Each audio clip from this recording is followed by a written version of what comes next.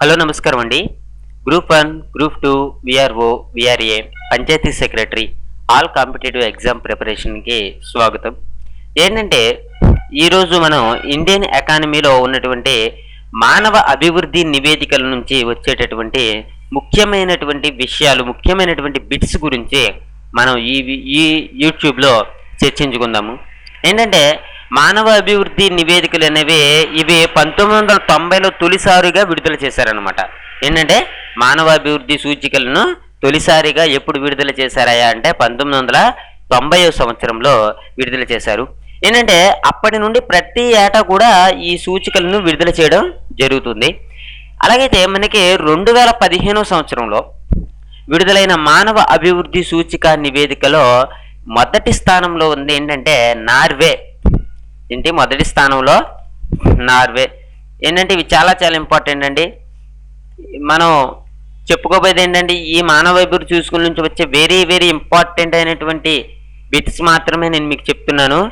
మానవ అభివృద్ధి సూచిక నివేదికలో నార్వే మొదటి స్థానంలో ఉంది. ఓకే, నార్వే మొదటి స్థానంలో ఉంది. అలాగైతే మన దేశం మొత్తం 188 దేశాల్లో 130వ స్థానంలో ఉందన్నమాట. ఏంటంటే మన దేశం యొక్క హెచ్డిఐ విలువలో బ్రిక్స్ దేశాల జాబితాలో అట్టడుగు స్థానంలో ఉంది. ఈ నివేదికలో నార్వే మొదటి స్థానంలో నిలిచిందనమాట. మన దేశం వచ్చేసి 130వ స్థానంలో, ఎన్నో స్థానంలో ఉంది? మానవ అభివృద్ధి సూచిలో 130వ స్థానంలో ఇండియా ఉంది. నార్వే మొదటి స్థానంలో ఉందన్నమాట. అలాగైతే దీంట్లో ఈ మానవ అభివృద్ధి నివేదికలో ఇంకా ఇంపార్టెంట్ అయినటువంటి అంశాలు ఏమొస్తాయంటే, ఇప్పుడు ఆయు ప్రమాణం ఎలా ఉంది? ఆయు ప్రమాణం మనకి గరిష్టంగా వచ్చేసి 85 ఉంది. ఒకసారి ఇట్లన్నిటిని కూడా మనం తీసేద్దాము. ఓకే, ఆయు ప్రమాణం గరిష్టంగా ఎంత ఉందంటే 85 ఉంది. కనిష్టంగా ఆయు ప్రమాణం ఎంత ఉందంటే 25 సంవత్సరాలు. ఓకే, అంటే ఒక మనిషి గరిష్టంగా 80 సంవత్సరాలు బతుకుతున్నాడు, కనిష్టంగా 25 సంవత్సరాలు బతుకుతున్నాడు అనమాట. అక్షరాస్యత, చదువుకున్న వారు ఏ విధంగా ఉన్నారు అంటే గరిష్టంగా 100 మంది ఉన్నారు, అంటే 100కి 100 మంది కూడా చదువుకుంటున్నారు, కనిష్టంగా 0. ఓకే, తర్వాత చూస్తే మనకి స్థూలంగా పాఠశాలల్లో పిల్లల యొక్క నమోదు అనేది ఏ విధంగా ఉంది అని కనుక మాట్లాడుకుంటే గరిష్టంగా మనకి 100, కనిష్టంగా 0. ఓకే, గరిష్టంగా 100 ఉంది, కనిష్టంగా 0 ఉంది. తర్వాత మనం చూసుకుంటే తలసరి ఆదాయం ఏ విధంగా ఉంది అంటే ప్రతి వ్యక్తి కూడా గరిష్టంగా తలసరి ఆదాయం 4000, ఓకే, కనిష్టంగా 100 రూపాయలు, కనిష్టంగా 100 రూపాయలు అనమాట. ఈ విధంగా మానవ అభివృద్ధి నివేదికలో ఉన్నటువంటి మనకు వచ్చేటటువంటి ముఖ్యమైనటువంటి బిట్స్గా ఇవి చెప్పుకోవచ్చు. అలాగైతే ఓకే, తర్వాత కనుక మనం చూసుకున్నట్లయితే పంచవర్ష ప్రణాళికల యొక్క పరిచయం అనమాట. ఏంటంటే పంచవర్ష ప్రణాళిక పరిచయం నుంచి చాలా వరకు కూడా చాలా ఇంపార్టెంట్ అయినటువంటి బిట్స్ అనేవి కాంపిటేటివ్ ఎగ్జామ్స్లో అడగడం జరుగుతుంది. అందుకని గురించే మేము మీకు ఈ యొక్క పంచవర్ష ప్రణాళిక యొక్క పరిచయం నుంచి బిట్స్ అనేవి ఏ విధంగా వస్తాయి ఏంటి అనే దాని గురించి నేను ఇప్పుడు మీకు ఎక్స్ప్లెయిన్ చేస్తాను. ఏంటంటే మనకి భారత ఆర్థిక వ్యవస్థకు ప్రణాళికలు అవసరమని సూచించినటువంటి తొలి గ్రంథం ఏమిటి అంటే ప్లానెడ్ ఎకానమీ ఫర్ ఇండియా అనమాట. ఏంటి ఇది? భారత ఆర్థిక వ్యవస్థ ప్రణాళికలు అవసరమని చూపిస్తుంది ఈ గ్రంథం.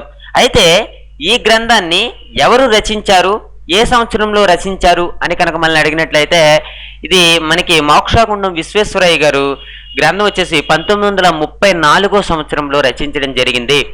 1934లో మోక్షగుండం విశ్వేశ్వరయ్య గారు ప్లానెడ్ ఎకానమీ ఫర్ ఇండియా అనే గ్రంథాన్ని రచించారు. ఓకే, ఈ విషయాన్ని మీరు గుర్తుంచుకోండి. తర్వాత కనుక మనం చూస్తే స్వతంత్రానికి పూర్వమే భారత జాతీయ కాంగ్రెస్ జాతీయ ప్రణాళిక కమిటీని నెలకొల్పింది. ఓకే, దీనిని ఏ సంవత్సరంలో ఎవరి అధ్యక్షతన నెలకొల్పారు అని కనుక మనల్ని అడిగినట్లయితే 1938 సంవత్సరంలో జవహర్లాల్ నెహ్రూ గారి ఆధ్వర్యంలో 1938 సంవత్సరము జవహర్లాల్ నెహ్రూ గారి ఆధ్వర్యంలో రావడం జరిగింది. తర్వాత మనకి చూస్తే బ్రిటిష్ ప్రభుత్వం భారతదేశానికి సంబంధించి ప్రణాళిక అభివృద్ధి శాఖను నెలకొల్పింది. దీనిని ఎవరి ఆధ్వర్యంలో నెలకొల్పారు అంటే మనకి ఏడి దళాల ఆధ్వర్యంలో నెలకొల్పడం జరిగింది. ఏడి దళాలు ఏంటంటే ఈ యొక్క ఎప్పుడు చేశారంటే 1944వ సంవత్సరంలో ఈ యొక్క అభివృద్ధి శాఖను నెలకొల్పడం జరిగిందనమాట. ఓకే, తర్వాత మనం చూసుకున్నట్లయితే 8 మంది పారిశ్రామికవేత్తలు కలిసి రూపొందించినటువంటి బాంబే ప్రణాళిక ఏ సంవత్సరంలో నెలకొల్పబడింది అని కనుక అడిగితే 1944వ సంవత్సరంలోనే నెలకొల్పబడింది. బాంబే ప్రణాళిక అనేది ఎప్పుడు వచ్చింది? 1944లో రావడం జరిగింది. తర్వాత కనుక మనం చూసుకున్నట్లయితే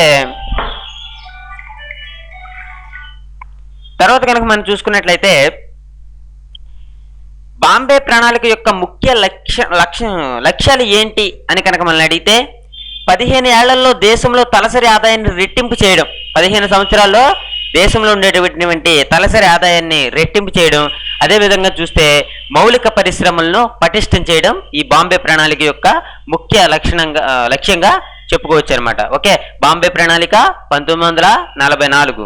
ఓకే, తర్వాత కనుక మనం చూసుకుంటే గాంధీ ప్రణాళికను ఎవరు రచించారు అని కనుక అడిగితే గాంధీ ప్రణాళికని ఎవరు రచించారు అంటే శ్రీమన్ నారాయణ గారు. ఇది కూడా 1944వ సంవత్సరంలోనే రచించడం జరిగింది. ఓకే, తర్వాత చూస్తే ఈ యొక్క గాంధేయ ప్రణాళిక దేనిని వ్యాఖ్యానిస్తుంది అంటే వికేంద్రీకృత ఆర్థిక వ్యవస్థను మరియు ప్రగతి సాధనకు వ్యవసాయ రంగంపై ప్రాధాన్యత, వీటన్నిటినీ కూడా ఇది వక్కాణిస్తుంది. ఓకే, తర్వాత ప్రజా ప్రణాళికను ఎవరు రూపొందించారు? Very very important bits. ప్రజా ప్రణాళికను ఎవరు రూపొందించారు అంటే ఎన్ఎం రామ్ ఎప్పుడు 1945వ సంవత్సరంలో రూపొందించడం జరిగింది. తర్వాత కనుక మనం చూసుకుంటే భారతదేశ ఆర్థిక అభివృద్ధికి ఒక ప్రణాళికా సంఘం అవసరమని వక్కాణించింది ఎవరు అంటే సుభాష్ చంద్రబోస్ గారు ఏంటంటే భారతదేశ ఆర్థిక అభివృద్ధికి ఒక ప్రణాళిక సంఘం అవసరము అని చెప్పడం జరిగింది. తర్వాత కనుక మనం చూసుకుంటే ప్రజా ప్రణాళిక దేనికి ప్రాధాన్యత ఇస్తుంది అంటే వ్యవసాయానికి, వినియోగ వస్తోత్పత్తి, పరిశ్రమలకి, ఈ మూడిట్లకి కూడా ప్రజా ప్రణాళిక ప్రాధాన్యత అనేది ఇస్తుందన్నమాట. ఓకే, ఇచ్చింది. ఓకే, తర్వాత కనుక మనం చూసుకుంటే శ్రీ జయప్రకాష్ నారాయణ రచించిన ప్రణాళిక పేరేమిటి అంటే జయప్రకాష్ నారాయణ గారు రచించినటువంటి ప్రణాళిక పేరు సర్వోదయ ప్రణాళిక అనమాట.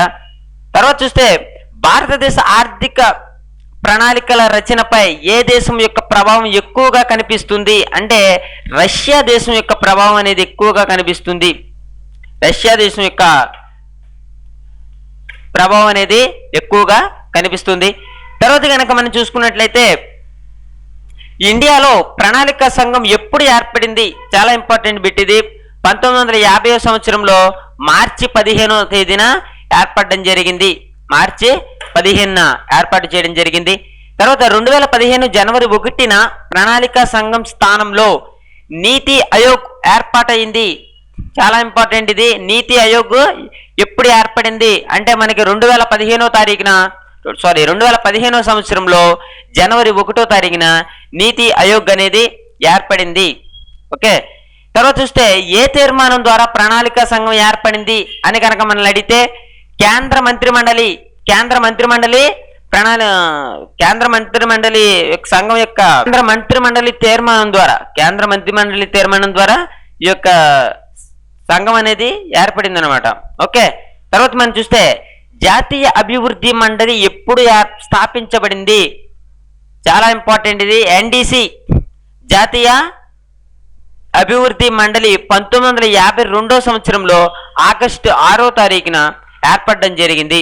ఆగస్టు 6న ఇది ఏర్పాటు చేయడం జరిగింది. ఎన్డీసీలో సభ్యులు ఎవరు?